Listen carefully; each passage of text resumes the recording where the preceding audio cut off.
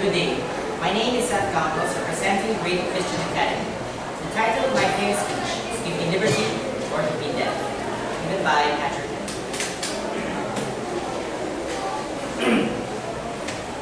Mr. President, no man thinks more highly than I do the patriotism as well as ability of the very worthy gentleman who have just addressed the House. But different men often see the same subject in different lights, and therefore I hope it will not be thought disrespectful to those gentlemen if entertaining as I do opinions of character right opposite to theirs. I shall speak forth my sentiments freely and without reserve. This is no time for ceremony. The question before the House is an awful moment in this country. For my own part, I consider it as to be less than a question of freedom or slavery, and in proportion to the magnitude of the subject ought to be freedom of debate. It is only in this way that we hope to arrive at truth and fulfill the great responsibility which we hold to God and our country. Should I keep back my opinions at such a time through fear of giving offense, I should consider myself as guilty of treason towards my country, and an act of disloyalty toward the majesty of heaven, which I revere above all things. Mr. President, it is natural to man to indulge in delusions of hope. We are apt to shut our eyes against a painful truth and listen to the song of that siren till she transforms us into beasts. Is this the part of wise men, engaged in the great and arduous struggle for liberty? Are we disposed to give the number of those who having eyes see not, and having ears hear not, the things whose unity concern their temporal salvation? For my part, whatever anguish of spirit it may cost, I am willing to know the whole truth, to know the worst, and to provide for it. I have but one lamp by which my feet are guided, and that is the lamp of experience. I know of no way of judging of the future but by the past, and judging by the past I wish to know what that has been in the conduct of the British ministry for the last 10 years, to which gentlemen have been pleased to solace themselves in the House? Is it that insidious smile which our petition has been lately received? Trust it not, sir, it will prove a snare to your feet. Suffer not yourselves to be betrayed in a kiss. Ask yourselves how this gracious reception of our petition comports with these warlike preparations which cover our waters and darken our land. Are fleets and armies necessary to a work of love and reconciliation? Have we shown ourselves so unwilling to be reconciled that force must be called in to win back our love? Let us not deceive ourselves, sir.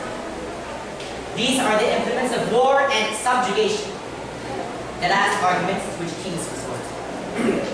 I ask, gentlemen, sir, what means this martial array, if its purpose be not to force us to submission? Can gentlemen decide any other possible motive for it? Has Great Britain any enemy in this quarter of the world to call for all this accumulation of navies and armies? No, sir, she has none. They are meant for us. They can be meant for no other. They are sent over to bind and rivet upon us those chains which the British ministry have been so long forging. And what have we to oppose them? Shall we try argument? Sir, we have been trying that for the last 10 years. Have we anything new to offer upon the subject? Nothing. We have held the subject of in every light of which it is capable, but it has been all in vain. Shall we resort to entreaty and humble supplication? What terms shall we find which have not been already exhausted? Let us not, I beseech you, sir, deceive ourselves. Sir, we have done everything that can be done to avert the storm which is now coming on. We have petitioned, we have remonstrated, we have supplicated, we have prostrated ourselves before the throne, and have implored its interposition to arrest the tyrannical hands of the ministry and parliament. Our petitions have been slighted. Our remonstrances have produced additional violence and insult. Our supplications have been disregarded, and we have been spurned with contempt from the foot of the throne. It is in vain after these things may be indulged in the fond hope of peace and reconciliation. there is no longer any room. If we wish to be free, if we mean to preserve and violate those inestimable privileges for which we have been so long content, if we mean not basically to abandon the noble struggle in which we have been so long engaged, and which we have pledged ourselves never to abandon, until the glorious object of our contest shall be obtained, we must fight. I repeat it, sir, we must fight. An appeal to arms and to the God of hosts is all that is left us. They tell us, sir, that we are weak, unable to cope with so formidable an adversary. But when shall we be stronger? Would it be the next week or the next year? Would it be when we are totally disarmed and when the British Guard shall be stationed in every house? Shall we gather strength by irresolution and inaction? Shall we acquire the means of effectual resistance by neither supinely on our backs and hugging the delusive phantom of hope until our enemy shall abound us hand and foot? Sir, we are not weak. If we make a proper use of those means which the God of nature has placed in our power.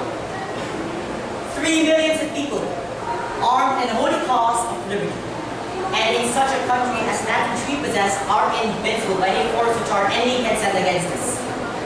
Besides, sir, we shall not fight our battles alone.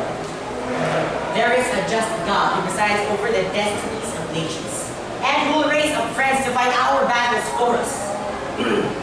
The battle, sir, is not to the strong alone. It is to the vigilant, the active, the brave. Besides, sir, we have no election. If we were base enough to desire it, it is now too late to retire from the contest. There is no retreat but in submission and slavery. Our chains are forged. Their clanking may be heard on the plains of Boston. The war is inevitable, and let it come. I repeat it, sir, let it come. It is in vain, sir, to extenuate the matter. Gentlemen may cry, peace, peace, but there is no peace. The war is actually begun. The next gale that sweeps from the north will bring to our ears the clash of resounding arms. Our brethren are already on the field. Why stand we here idle? What is it that gentlemen wish? What would they have? Is life so dear, and peace so sweet, as to be purchased at the price of chains and slavery? Forbid it, Almighty God! I know not what course others may take, but as for me, give me liberty, or give me death.